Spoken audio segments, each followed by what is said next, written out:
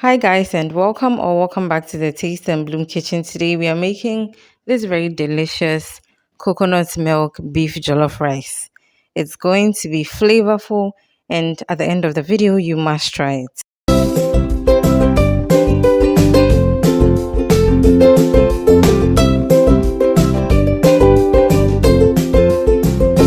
So in my saucepan I've cleaned and cut my beef up into small pieces. So beef is also cow meat, okay? And then I'm going to season with some all-purpose seasoning, natural seasoning, and then some salt.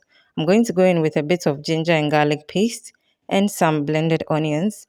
Add water, enough water to cook the beef, and also bearing in mind that I need some stock for my jollof, okay? So I'm going to cook this for about 20 minutes. Once the beef is soft enough, I'm going to go ahead and fry in a bit of oil. So this is the saucepan I'm going to be using for my jollof, okay? If you like, you can fry the beef in a different frying pan or whatever, but I hate washing, okay? So I'm going to fry my beef in the saucepan until it's brown, so golden brown or dry if you like.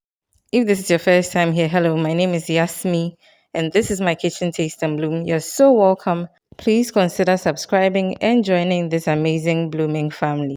And if you're a returning subscriber, thank you so much for coming back to watch me.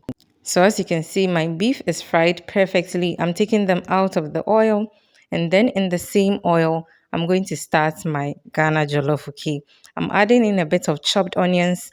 I'll allow this to fry for about 3 minutes so that the onions will be translucent.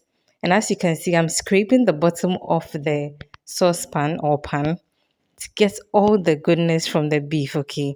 So before we get to that point, okay, like I said in the beginning, I'm making coconut milk jollof rice. So earlier I made some fresh coconut milk. I'm going to leave a link to a video which you can follow to get your own at home, okay? And I put that aside, which I'll add to the recipe later on. But in the meantime, I've added in lots of blended onions. I'm going to leave this to cook or fry for about 7 minutes and then I'll go back to it. As you can see, it's looking very good. At this point, I'm going to go ahead and add in my tomato paste.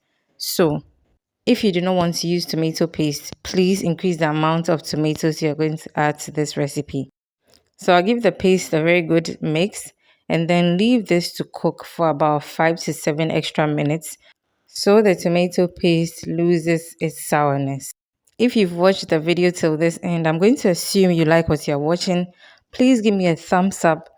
Leave your comments down below when you're done watching and share as well so that it reaches other audience.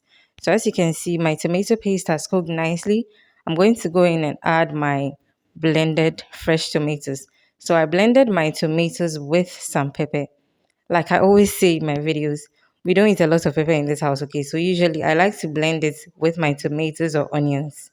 So I'll cover this and allow it to cook for about 10 minutes. And as you can see, the oil has begun to surface on top. So I'll give this a mix and add my seasoning. So I'm going in with just curry powder and salt because I'll be adding the stock from the beef later on. I'm not going to add any other spices, okay? So I'll give this a mix and allow the spices to get into the stew for about 3 minutes and then add in my washed rice. So, as you can see, or if you're a Jollof Pro, you know that the stew is much, okay?